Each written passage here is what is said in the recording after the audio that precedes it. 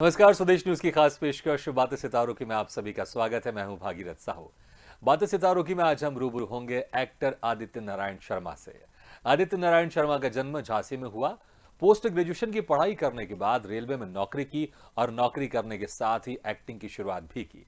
TV serial scandal से TV जगत में कदम रखा। इसके बाद ये शादी नहीं हो सकती, मुझे चांद चाहिए, सपनों के भंवर में, एक दूजे के वास्ते समेत कई टीवी सीरियल्स में अहम भूमिका निभाई है। तो क्राइम शो सावधान इंडिया में भी नजर आए हैं और मौकाए वारदात में जेलर की भूमिका निभाई है। आदित्य नारायण शर्मा ने टीवी सीरियल्स के साथ फिल्मों में भी अभिनय किया है। फिल्म प्रथा से फिल्मी सफर की शुरुआत की। इसके बाद फिल्म खोटा सिक्का, आरक्षण, चक्रव्यूह, सत्याग्रह, वहाताज, गंगाजल 2, सुई धागा, लिपस्टिक, अंडर माय बुर्का समेत कई फिल्मों में अदाकारी की है। आदित्य ने लोकप्रिय वेब सीरीज पंचायत, चार्जशीट, रंगबाज, अक्कड़ बक्कड़ में अहम किरदार निभाए हैं। आदित्य बहुत जल्द फिल्म मोहमाया, जनहित में जारी है में अहम भूमिका में नजर आएंगे।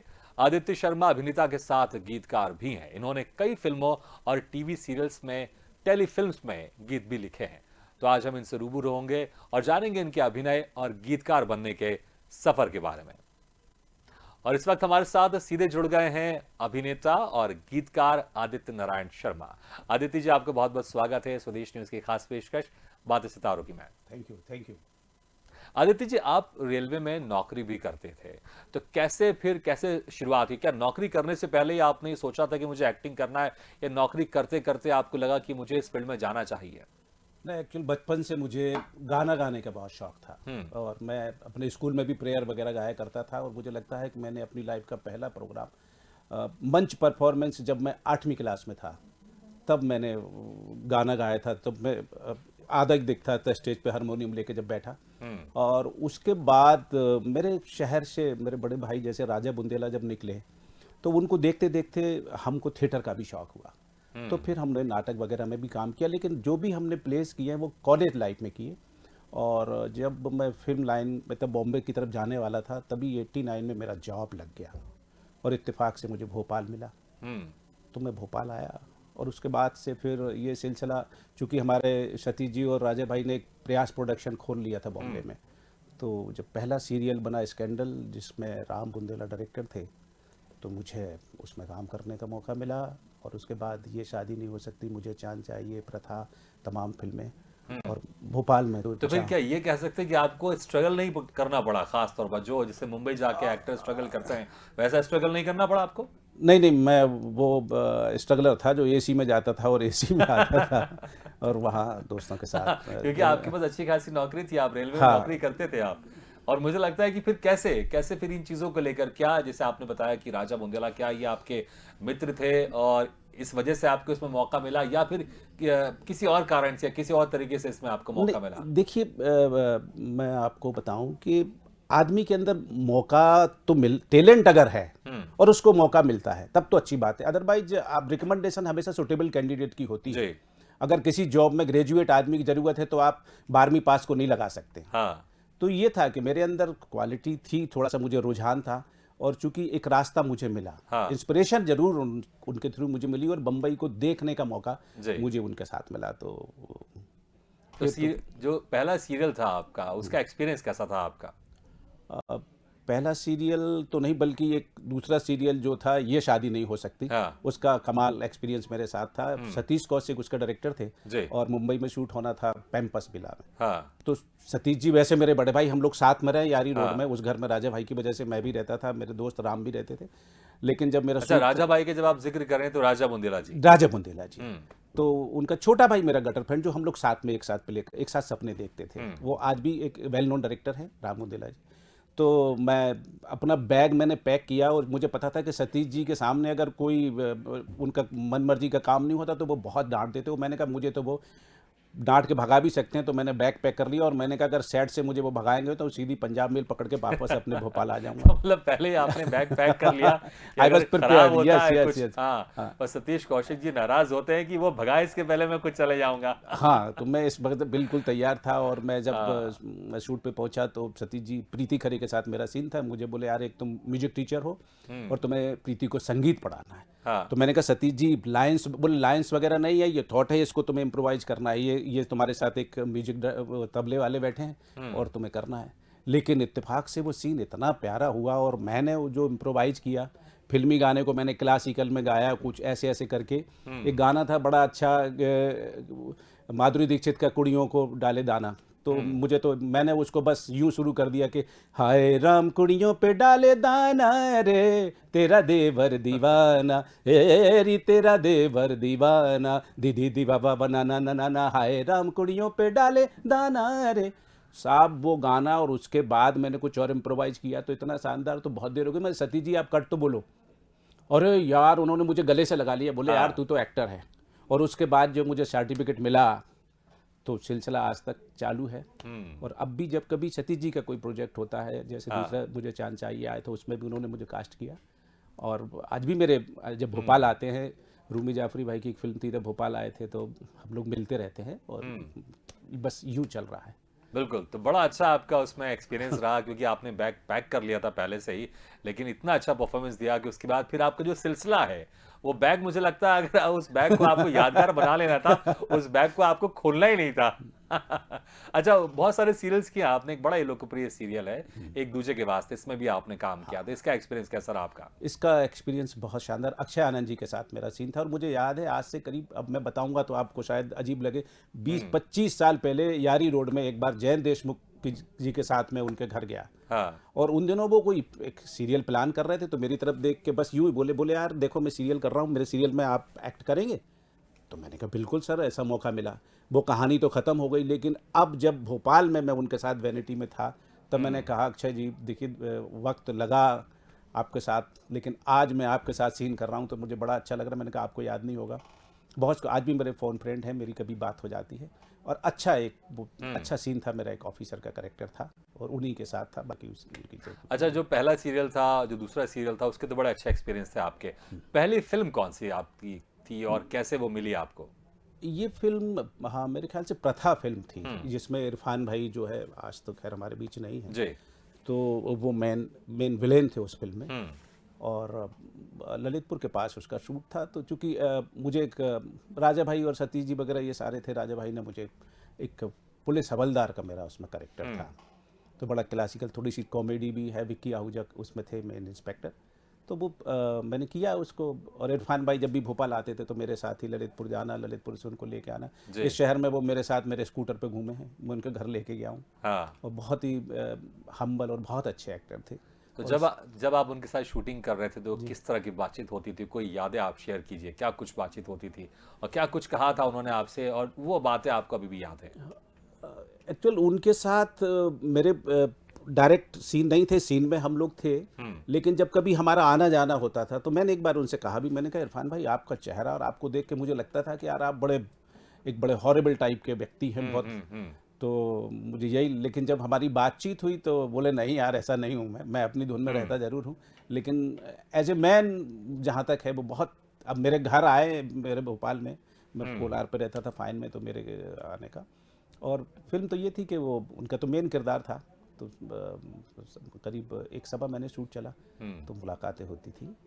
अच्छा, फिल्में तो बहुत सारी की आपने, एक दर्जन से ज्यादा शायद फिल्में की आपने, उसमें से एक सुई धागा जो फिल्म है, बड़ी खूबसूरत फिल्म है और बड़ी फेमस फिल्म है, उसमें भी आपने एक्टिंग की है वरुण धवन के साथ। वो फोटोज भी हमने देखी जिसमें वरुण धवन खड़े हुए हैं और उनके पीछे उनकी फिल्मी वाइफ भी खड़ी हुई है। हाँ। तो कैसा एक्सपीरियंस था इस फिल्म का, उनके साथ काम करने का? बहुत बहुत मज़ा आया। उनके एक्चुअल मैंने वरुण को बताया कि मैंने कहा शायद तुम्हें याद नहीं होगा वरुण भाई, कि जब तुम्हारे फादर ने एक फिल्म बनाई थी स्वर्ग, जिसमें राजेश खन्ना थे, माधवी थी और गोविंदा जी थे और राजा बुंदेला जी भी थे, तो हम लोग उस वक्त उनके शूट पे गए थे, तो ग्रीन रूम में बैठे रहे वरुण उनके फादर के साथ। तो मैंने कहा तुम बहुत छोटे रहे होगे, लेकिन उनके साथ मुझे बैठने का मिलने का मौका मिला। हाँ। तो वो गले लग गया, बोले सर आप तो फिर, और सीन के लिए हम लोग मैं एक ऑफिसर बना हुआ था, तो मेरे साथ एक पुलिस वाला होता है, तो वरुण बड़ा बोले आप don't treat me like actor, आप मुझे जैसे दुत्कार सकते हैं दुत्कारिए, आप बिल्कुल ये भूल जाइए कि आपके सामने। तो वो एक हम्बलनेस है। हाँ। बल्कि फिल्म के बाद मेरे पास मेरे कई लोगों का, बच्चों का, अरे अंकल आपने तो उसको डांट के भगा दिया, और ये लोगों को पता नहीं कि बच्चों को कि ये फिल्म है। तो बिल्कुल। बड़े अच्छे वो आते थे कमेंट। अरे मैंने कहा नहीं बेटा, मैं क्या करता, मैं अब तुम्हारी चाची है ना, तो मैंने भगा दिया उनको, डांट के भगा दिया। बिल्कुल, जो उनके फैन होंगे और जो हाँ, बच्चे होंगे यस, उनको लगता होगा अरे कि देखिए अनुष्का आदित्य जी जी और ने उनको वरुण, डांट हाँ, दिया, कि वरुण हमारे इतने फेवरेट हैं। हाँ। और चलिए आदित्य जी हैं तो उनसे अपनी बात कह सकते हैं कि आदित्य जी आपने क्यों डांट दिया उसको। तो वो मैंने कहा नहीं, बिल्कुल। उनको बताना मुश्किल है कि वो हाँ। फिल्म है यार। अच्छा, गंगाजल 2 में भी आपने काम किया है, बहुत सारी फिल्में की आपने की है, तो कैसा आपका एक्सपीरियंस था? कौन से डायरेक्टर के साथ ज़्यादा आपको काम करने में मज़ा आता है? मैं देखिए, प्रकाश जी तो खैर, मैंने उनकी पहली फिल्म राजनीति में मैं नहीं था। दूसरी फिल्म जब उनकी आई आरक्षण, हम्म। तो भोपाल में ऑडिशन चल रहे थे, बहुत सारे लोग थे मेरे ख्याल से, मतलब उनकी 400-500-600 लोग ऐसे आते होंगे। लेकिन मुझसे जब उनकी मुलाकात हुई 1-2 मिनट, यहाँ जहाँ उनका ऑफिस बनता है, तो बात करने के बाद बोले यार ठीक है, मुझे यही टेम्पो चाहिए, ये ऐसा करते। और बोले एक बात बताओ, तुम राजनीति में नहीं थे? हम्म। तो मुझे बड़ा आश्चर्य हुआ। मैंने कहा हजारों आदमियों के बीच में उनको ये चेहरा ऐसे याद है कि आप नहीं थे? हाँ। तो मैंने उनसे कहा कि सर ये मेरा हार्ड लक है कि मैं नहीं था, लेकिन आज मैं आपके सामने बैठा हूँ तो मेरी नसीबी है कि मैं आपसे बात कर रहा हूँ और आपके साथ काम। और अभी जब मैं आश्रम में पहुंचा तो बाकायदा उनकी तकरीबन मैंने सारी फिल्मों में आश्रम में जो अभी उनकी वेब सीरीज सीरीज जो आश्रम 2 में जो 3 में, काम हाँ, हो रहा है। जी। आश्रम, हाँ। तो बड़ा अच्छा मुझे करेक्टर चैनल हेड का हाँ। उनसे 5-10 मिनट उन्होंने समझाया ये है। तो वो मैंने कहा कि, और कोई ईगो नहीं, बहुत ही सिंपल और डाउन टू अर्थ आदमी है। एक्टर को मतलब क्या होता नहीं, तो डायरेक्टर के सामने डर जाता है आदमी, तो वो ऐसा नहीं है। अच्छा, आश्रम 2 का आपने जिक्र किया, तो शूटिंग आपकी मतलब, क्योंकि अभी कुछ पहले कंट्रोवर्सी हुई थी, कुछ संगठन ने उनके शूटिंग में जाकर हंगामा किया था और उस बड़ा पेपर में आया था, मीडिया में चर्चा हुई थी, और जो विपक्षी पार्टी उन्होंने भी सरकार पर आरोप लगाया था इसी को लेकर। तो आपकी शूटिंग क्या उस हंगामे के बाद हुई थी या आपकी शूटिंग पहले हुई थी? मेरी उसके बाद हुई, मेरी। अच्छा, तो फिर कैसा था उस वक्त यूनिट का माहौल? क्या कुछ सिक्योरिटी बड़ी टाइट रहती थी या कुछ डर रहता था कि कहीं से कोई बहुत सारे लोग आ जाए फिर हंगामा ना हो जाए, ऐसा कुछ डर था? नहीं नहीं नहीं, ऐसा कुछ नहीं था। मेरा ये किसी बड़े इंजीनियरिंग कॉलेज में, तो वो SOS ग्राम के पास जो कॉलेज है, वहाँ मेरा सीन था। तो बहुत ही नॉर्मल सा एटमॉस्फेयर था। अब वो किन लोगों ने किया और क्यों किया, उसके पीछे देखिए आदमी की अपनी अपनी सोच है। फिल्म जब कोई बनाता है तो एक थॉट लेके चलते हैं, तो वो है, लेकिन उसको इस तरीके से नहीं लेना चाहिए। हर डायरेक्टर प्रोड्यूसर बहुत सोचने के बाद कोई कहानी लेके आते हैं। तो अच्छा, आपने जो फिल्म प्रथा, मतलब बहुत पुरानी एक फिल्म भी है कि ये, उसके बाद अभी नई नई फिल्मों में भी आप काम कर रहे हैं, तो क्या कुछ डिफरेंस देख रहे हैं जो पुरानी फिल्म की आपने और जो अभी नई फिल्में बनती, क्या कुछ आप डिफरेंस देखते हैं दोनों फिल्मों में? देखिए, हमेशा फिल्म जो भी होती है, एक हमारे जो सिचुएशन चल रही होती है, उसका एक तरीके का आईना होती है। धीरे धीरे बदलते कंटेंट बदलते हैं, थॉट बदलते हैं। अब उस ज़माने में जो फिल्में होती थी तो लाइट कैमरे वगैरह दूसरे थे, आज बहुत अच्छा आ गया। पहले आपको क्या शूट हुआ पता नहीं चलता था, लेकिन आज आपका हर टेक आपको दिख रहा है वहीं, तो पता चलता है। और टेक्नोलॉजी बहुत हाई हुई है, और लोगों की थोड़ी सी मतलब कंटेंट भी चेंज हुए हैं, तो अभी बहुत इजी हो गया है। हम एक सीरियल कर रहे थे बम्बई में, ये शादी नहीं हो सकती, जिसमें सुधीर पांडे जी के साथ मेरे सीन हुआ करते थे। उसमें मैं एक फ़कीर का, मेरा एक उनके सपने में एक भिखारी जैसा आदमी आता है, तो मुझे कॉस्ट्यूम, मेरी एक मोटा सा कोट भी और एक हारमोनियम लेके ये और वो बेबी मल्टी, वो सारी लाइट जलती थी।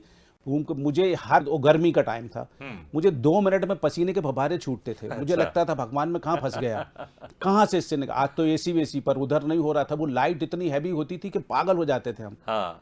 अब आज तो पता नहीं, बहुत छोटी मोटी सी लाइट लगा के लोग काम कर लेते हैं और बहुत शानदार रिजल्ट आता है। तो ये कुछ चेंज आए हैं। तो बेहतर क्या लगता है आपको, शॉर्ट में बताइएगा, कि वो दौर 20-25 साल पुराना दौर, कि आप जो शूटिंग होती है ये दौर? नहीं, अब इजी हो गया। देखिए, हाँ। आज बहुत लोगों को, पहले ज़माने में अगर कोई आदमी स्क्रीन पे आ जाता था तो उसके लिए बहुत बड़ी सही बात है, थी। बहुत बड़ी बात अगर आप एक सीन में दिख गए तो आप समझ लीजिए कि आपने जाने क्या पा लिया। आज हर दूसरा तीसरा आदमी कहीं ना कहीं इस मीडिया से जुड़ा जी। है, तो वो है, लेकिन अच्छा है। अच्छा, एक बहुत ही बड़ी फेमस वेब सीरीज की है आपने, पंचायत है जी। उसमें जो दूल्हा था, वो जो वाला जो सीन है दूल्हे का, वो बड़ा फेमस सीन है वो। मैंने भी ये पूरी पंचायत सीरीज देखी नहीं है, लेकिन वो सीन मैंने जरूर देखा है, और उसमें आप दूल्हे के पापा बने हैं आप, तो बड़ी इंटरेस्टिंग वेब सीरीज थी। तो कैसा कुछ एक्सपीरियंस था, और दूल्हे के पापा बन के क्या कुछ आपने डिमांड रखी थी दुल्हन के पापा से? मैं एक्चुअल बड़ा कमाल था उन दिनों, मैं वेब सीरीज के बारे में कुछ नहीं जानता, हाँ। To be frank. तो मुझे एक पिक्चर मिली थी जो झांसी में जिसका शूट होने वाला था।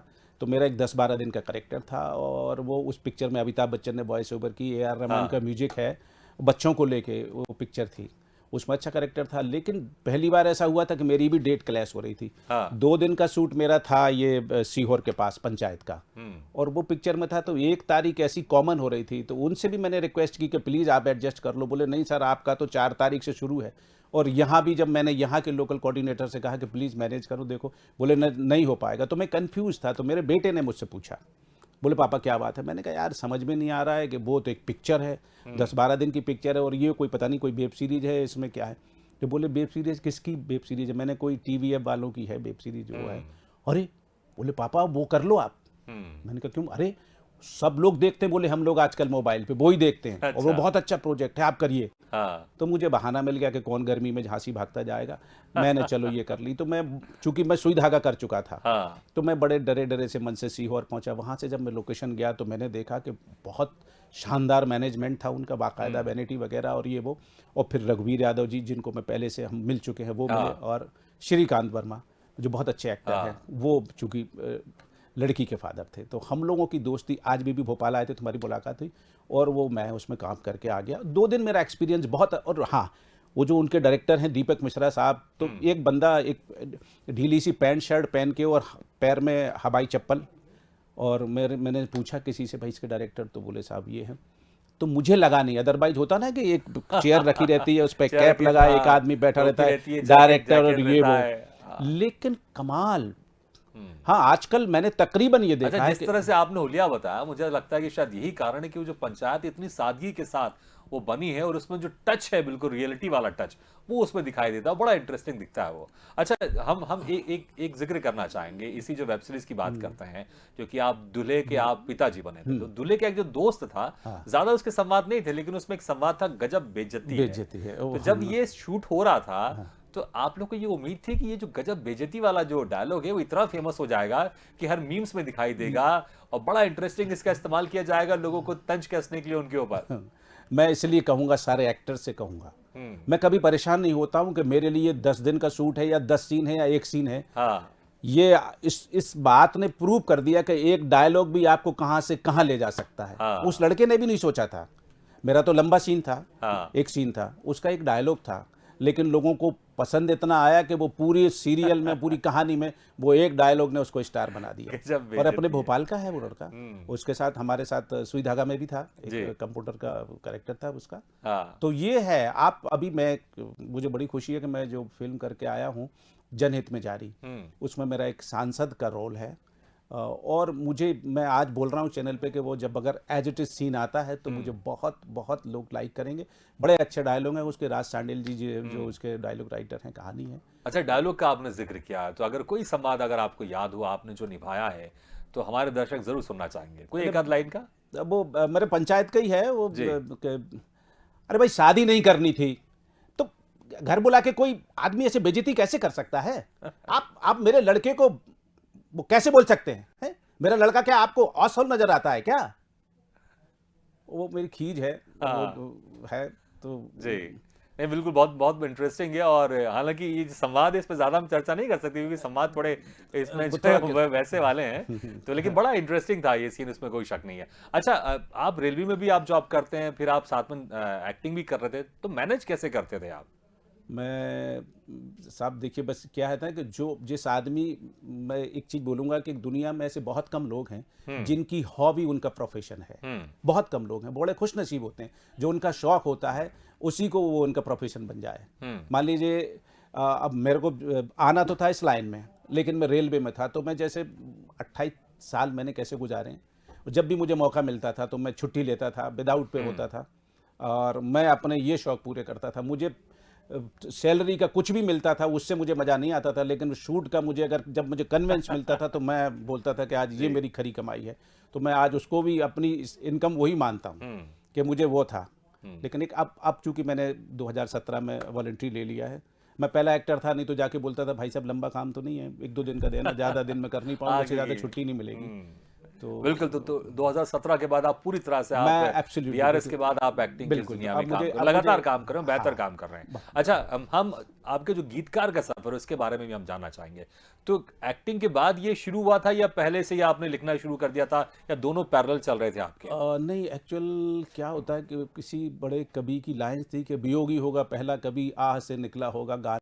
हम्म। तो चूंकि गाता तो था, लेकिन धीरे धीरे मुझे समझ में कभी मुझे लगा, कभी जब कुछ एहसास होते हैं, एक पेंटर होता है वो पेंटिंग के थ्रू कर देता है, एक्टर होता है वो एक्टिंग के थ्रू करता है, राइटर होता है वो राइटिंग में शुरू। तो मैं धीरे धीरे लिखता तो था, पर मुझे लगा कि नहीं, जब मैंने इस फिल्म एक फिल्म के गाने लिखने शुरू किए मैंने दूरदर्शन के लिए, और मैं वो राइटर हूँ जो कॉन्टेक्ट राइटर हूँ। नॉर्मल हर आदमी कविता लिख देता है, मैं लिरिक्स राइटर हूँ, इसलिए कि मुझसे सब्जेक्ट पे लिखता हूँ मैं।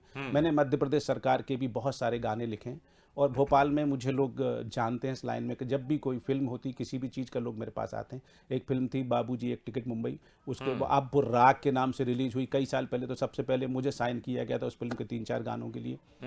फिर एक फिल्म है जो मेरे पास इत्तेफाकन कैसेट है, ये फिल्म है किसने भरमाया मेरे लखन को। अच्छा। तो इसके 5 गाने मेरे लिखे हुए, प्रयास प्रोडक्शन की फिल्म है, और अल्ताफ रजा साहब ने अपनी जिंदगी में पुरानी यादें आपने ताजा कर दी जी है कैसेट दिखा के, कैसेट क्योंकि आज दिखा की जो के जनरेशन है वो देखेगी कैसेट तो हाँ, सोचेगी क्या ही है। ये चलती थी, हाँ, आज भी अच्छा, मेरे तो पास। हम आपके कुछ लिखे हुए गाने, क्योंकि आप अच्छा भी गाते हैं, आपने 1-2 लाइंस के पहले गाया था आपने, और आप कॉलेज के समय से गाते भी हैं, तो आपकी लिखी हुई कोई गाना हम हमारे दर्शक जरूर जी सुनना बिल्कुल चाहेंगे। बिल्कुल, एक फिल्म अभी आने वाली है, मतलब फिल्म तो शूट हो गई है। हाँ। उसमें 2 गाने मेरे हैं, एक गाना जो मुझे बहुत पसंद है जो जावेद अली साहब ने गाया है, शायद जावेद अली और साधना सरगम ने, और उसके प्रोड्यूसर तो सीहोर के हैं मिस्टर राय। तो उसका गीत है जो बड़ा अच्छा गाना है, तो मैं अपनी कंपोजिशन सुना रहा हूँ। प्लीज। फिल्म में थोड़ी चेंज होगी, चूँकि कविता में मज़ा नहीं है, मैं गाने जैसे जो मेरे जहन में है मैं आपको सुनाता हूँ। एक रोमांटिक सा सॉन्ग है ये दिल छोटे छोटे कदम लिए आपकी ओर चला, ये दिल छोटे छोटे कदम लिए आपकी ओर चला, ये प्यार है या आवारगी होता नहीं फैसला, ये दिल छोटे छोटे कदम लिए आपकी ओर चला। अब दिल के बारे में एक नया ट्रीटमेंट है जो आज तक शायद बिल्कुल, बहुत खूब। देखा है जब से बेताब तब से इस दिल को क्या हो गया है, कल तक तो चलता था उंगली पकड़कर शायद बड़ा हो गया है, तुम ही संभालो अपना बना लो ये है जरा मन चला, ये दिल छोटे छोटे कदम लिए आपकी ओर चला। बहुत बढ़िया, बहुत बढ़िया। तो इसका कंपोजिशन आपने नहीं किया है, मतलब जो आप हाँ फिल्म की मैंने बात कर रहे हैं, जी जी जी ये जी ये ये आपने अभी अपने स्टाइल में इसको गाया है, तो जब फिल्म में आएगा तो हो सकता है शायद थोड़ा इसका हाँ कुछ चेंज है। बदल भी सकता है। जी हाँ। जी जी जी। अच्छा, तो बहुत सारे गाने लिखे, एक आध गाना और हो जाए, समय है अभी हमारे पास जो आपका लिखा हुआ। हाँ,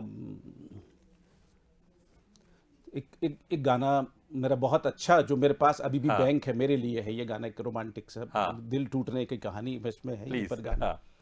तुम्हें क्या मिला दिल तोड़ कर मुझे छोड़ कर मुंह मोड़ कर, तुम्हें क्या मिला दिल तोड़ कर मुझे छोड़ कर मुंह मोड़ कर, मेरा प्यार क्यों ठुकरा दिया, मेरा प्यार क्यों ठुकरा दिया, गैरों से रिश्ता जोड़ कर, तुम्हें क्या मिला दिल तो। और देखिए दर्द और गम में वेरिएशन देखें आप। बिल्कुल। मुझे याद ना करना कभी, तुझे भूल पाया हूँ मैं अभी, मेरा दर्द थक कर सो गया तेरे गम की चादर ओढ़ कर, तुम्हें क्या मिला दिल तोड़ कर, मुझे छोड़ कर, मुंह मोड़ कर। क्या बात है, बहुत बढ़िया, बहुत खूब। आप तो बड़े वर्सेटाइल हैं, आप अच्छे अभिनेता हैं आप। Thank you. ये जो अभी गाना आपने गाया, ये लिखा भी आपने खुद है और आप इसको खुद गा भी रहे हैं, कंपोजिशन भी ये आपने की है। भले जब फिल्म में आएगा तो इसकी कंपोजिशन चेंज हो हाँ। सकती है। अच्छा, एक सवाल, बहुत कम समय है हमारे पास है। जी जी। आ, जब भाभी नाराज हो जाती हैं तो कौन सा गाना आप उनको गा के मनाते हैं? वैसे तो फिलहाल नाराज नहीं होती हाँ। हैं, उतना नहीं, तो। कभी कभी तो मुझे लगता है रूठना तो कभी कभी होता ही हाँ, होगा। पर ऐसा कभी हुआ तो मैंने उनके लिए एक शेर लिखा था कि जुड़ प्लीज। गया नाम। हाँ। मेरा नाम आदित्य शर्मा है और मेरी वाइफ का नाम मंजू है, तो हम दोनों की शादी हुई तो उन्होंने अपने को मंजू आदित्य के नाम से क्या बात है। किया। तो मैंने लिखा था कि मंजू का मतलब रात भी चांद भी और आदित्य जी। का मतलब सूरज। तो मैंने कहा था कि जुड़ गया नाम तुम्हारा हमारे नाम के साथ, जुड़ गया नाम तुम्हारा हमारे नाम के साथ, बड़ा हसीन मिलन है सुबह का शाम के साथ। क्या बात है, बहुत खूब। बड़ा हसीन चलिए मिलन है आदित्य जी, बहुत अच्छा लगा आपसे बातचीत करने के लिए। Thank you. और समय कम था, नहीं तो आपसे हम और बातचीत करते हैं, लेकिन बहुत बहुत शुक्रिया समय निकाल कर आपने हमारे इस कार्यक्रम में थैंक यू। शिरकत थैंक की। यू। और थैंक हमारे यू वेरी मच। सारे दर्शकों को मेरी तरफ से भी। तो बातें सितारों की में आज हम रूबरू हुए अभिनेता और गीतकार, और मैं कहूँगा सिंगर भी, कंपोजिशन भी और संगीतकार भी, आदित्य शर्मा से हमने मुलाकात की। अगली बार हम फिर किसी शख्सियत से मुलाकात करेंगे, तब तक के लिए दीजिए इजाजत। लेकिन खबरों का सिलसिला लगातार जारी है, देखते रहिए स्वदेश न्यूज, सबसे पहले देश।